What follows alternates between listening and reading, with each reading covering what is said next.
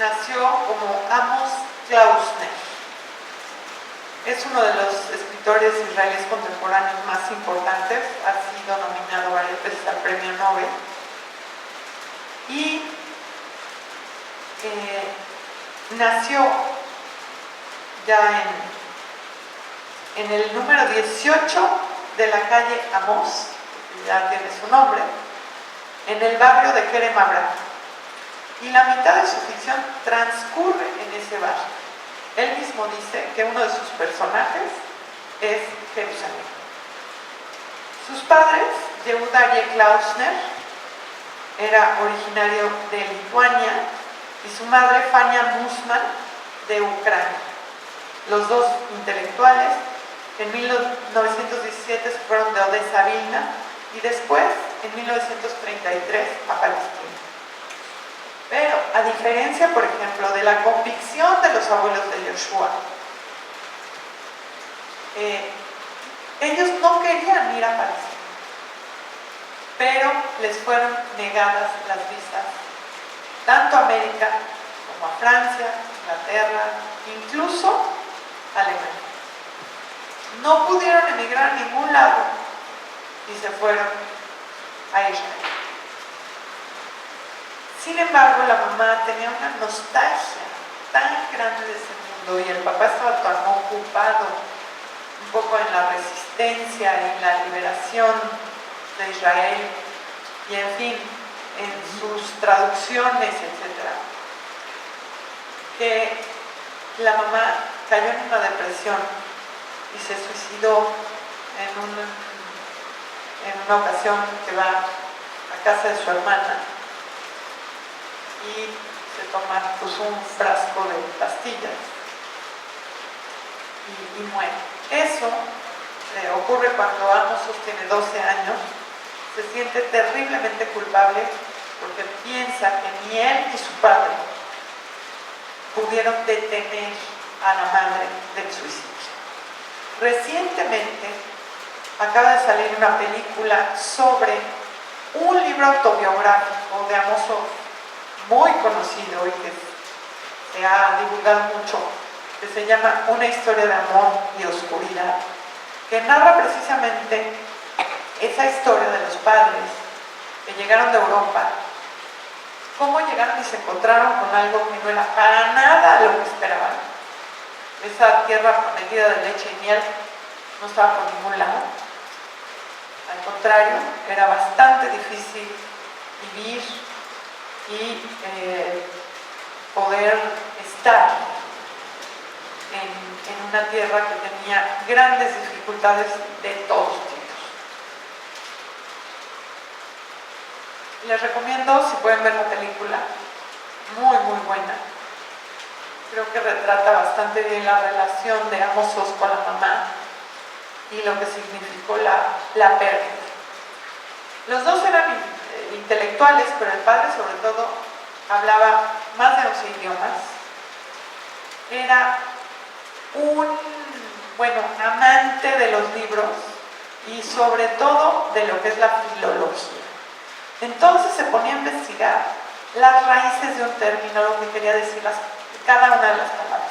Y esto lo heredó Amos Oz. Tiene otro libro, que es un libro en realidad juvenil, del que también hicieron una película, que se llama Una pantera en el sótano. Y es un libro fabuloso porque el personaje es un niño que lo acusan de traidor. Y entonces, yo digo que aparte de la trama, es un libro que explora todas las posibilidades de lo que es o puede significar la traición. Y lo que pasa es que el niño, como sabe que el padre está trabajando para la resistencia contra los británicos,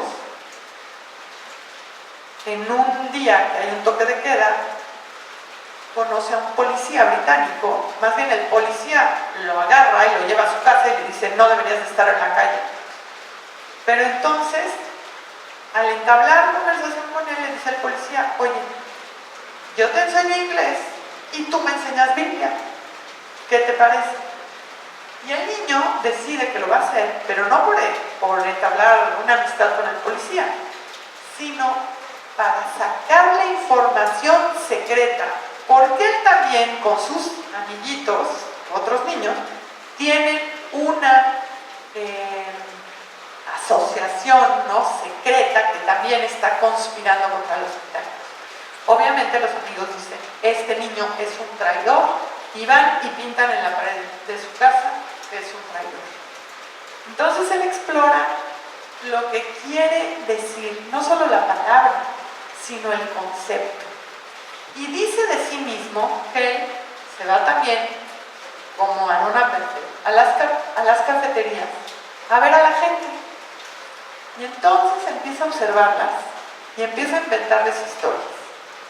Pero dice que de la observación y a veces de escuchar ahí un pedacito de lo que están platicando, él empieza a construir historias.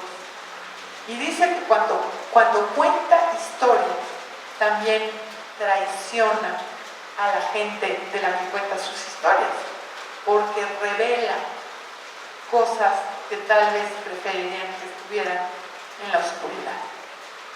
Entonces, ¿qué significa ser traidor? Incluso hay una escena muy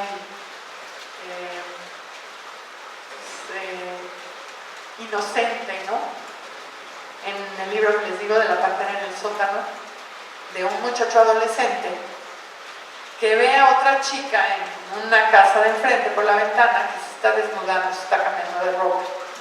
Y entonces el niño se pregunta, ¿él también es un traidor porque la vio desnuda? Es un libro muy bonito que explora, les digo, y eso lo heredamos los del padre.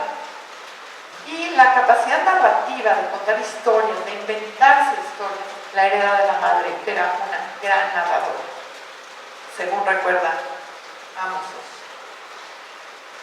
Ahora dice que los papás, pues como se sentían, eran, dice en inglés, unos outsiders, o sea, estaban en cierto sentido marginados, porque eran seculares y vivían en un barrio religioso. Eran de derecha viviendo en un país de izquierda, socialista. Y eran gente de ciudad viviendo en una nación que estaba construyéndose básicamente con ideales rurales y agrícolas. Entonces se sentían perdidos. Fue hasta 50 años después del suicidio de la madre que él puede abordar el tema y escribir esta autobiografía que le estaba comentando, que se llama Una historia de amor y oscuridad. Después de que la madre muere, bueno, era muy chico, pero a los 15 años le tenía tanto enojo y tanto coraje al padre que no pudo hacer nada, que decidió dejarlo, abandonar al padre e irse a vivir a un kibutz. Y es entonces cuando se cambia el apellido y se pone Oz, que en hebreo quiere decir fuerte, valeroso, temible. Y pretende convertirse en un israelí, no en este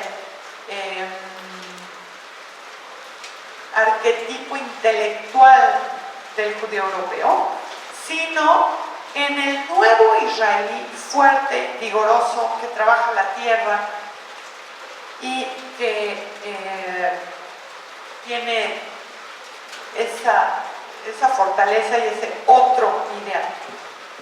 Vivió 32 años en un kibutz, ahí conoció a su esposa, Nili, y tuvo a sus hijos. Tuvo que salirse del kibutz cuando su hijo más chico, Daniel, tenía 8 años porque tenía asma y no le convenía vivir ahí. Pero ustedes imagínense, no sé si alguna vez han oído qué es un kibutz.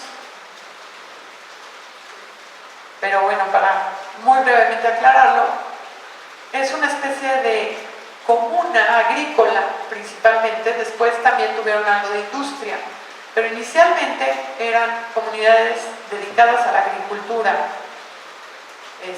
Bueno, tenían también gallinas, crianza de animales. Y todo lo que había en el kibutz era de todos, es decir, no había propiedad privada en los kibbutz. Todos, desde el presidente del kibbutz hasta el que barriera, que además los trabajos se iban rotando, todos tenían lo mismo. La misma casa que podían habitar, comían en un comedor común y dejaban a los hijos todo el día en las guarderías y en muchos kibbutz también en la noche, porque no cabían en las habitaciones que tenían los padres. Los iban a visitar, pero se criaban todos juntos los niños.